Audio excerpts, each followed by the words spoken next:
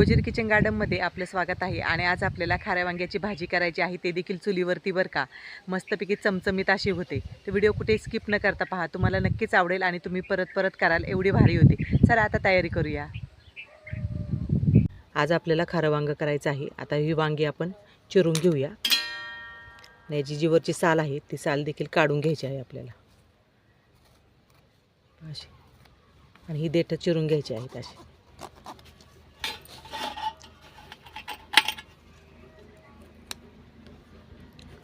चार भाग करून घ्यायचे असे. व्यवस्थित आहे की नाही पाहून घ्यायचं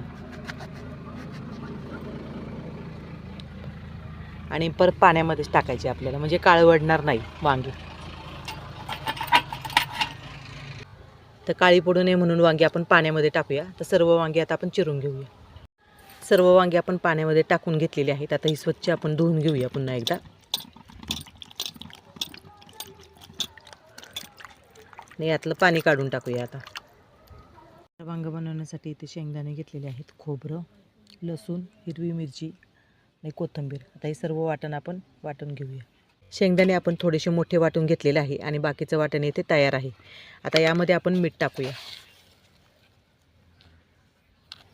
आणि ते आपण खडा मसाला, जो गरम मसाला असतो वर्षभरासाठी केलेला, मसाला टाकूया. आता थोडीशी चिमूटभर हळद. सर्व मसाला आता आपण एकजीव करून घेऊया.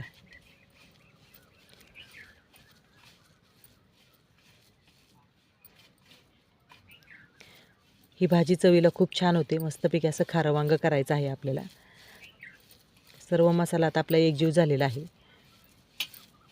तर वांग्यांमध्ये आपण थोडंसं असं मीठ लावून घेऊया, जेणेकरून वांग्यांची भाजी ही चवीला छान लागते.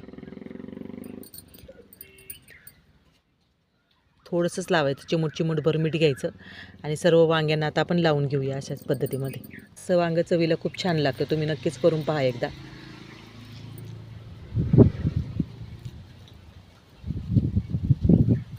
सर्व वांगे असे दाबून दाबूनच भरून घेऊया आपण. आता सर्व वांगे आपण इथे भरून घेतलेले आहेत.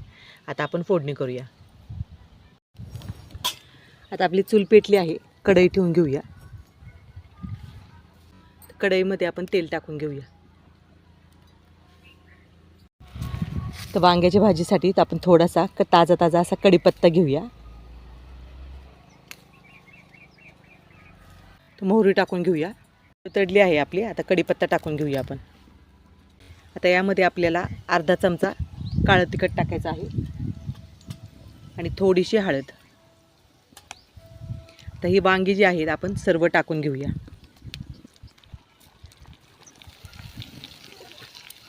वांगी आपल्याला चांगली परतून घ्यायची आहेत.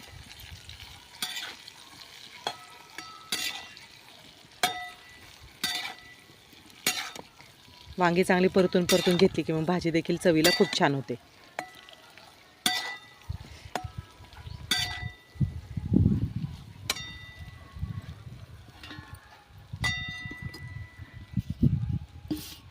आता आपण झाकण ठेवूया आणि एक 5-10 मिनटं वाफ काढूया. 5 मिनटं झालेले आहेत. आपण झाकण काढूया.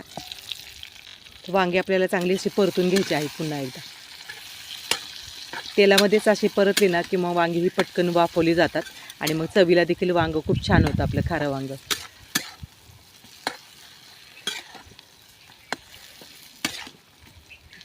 मस्तपैकी वांगी ही परतली गेली आहेत. आता पुन्हा एकदा झाकण ठेवूया आपण आणि यामध्ये आपण थोडंसं पाणी टाकूया आणि मंद आचेवरतीच आपल्याला ही वांगी करायची आहेत. आता एक 2-3 मिनटं झालेली आहेत. आपण झाकण काढूया आणि हेच पाणी यामध्ये आपण टाकून घेऊया. झाकण ठेवूया आणि भाजीला उकळी आणूया. झाकण काढूया आणि भाजीला अशी खदखदून अशी उकळी आलेली आहे.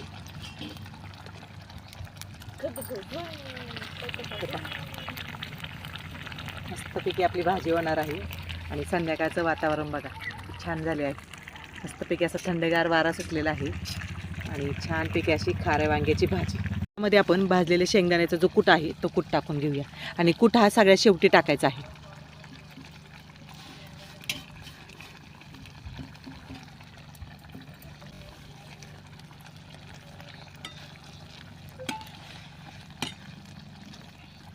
आधीचं कूट टाकला तर मग भाजीची तरीही निघून जाते. त्याच्यामुळे सगळ्यात शेवटी वांगं शिजत शिजत आलं की मग त्यामध्ये आपल्याला कूट टाकायचं आहे.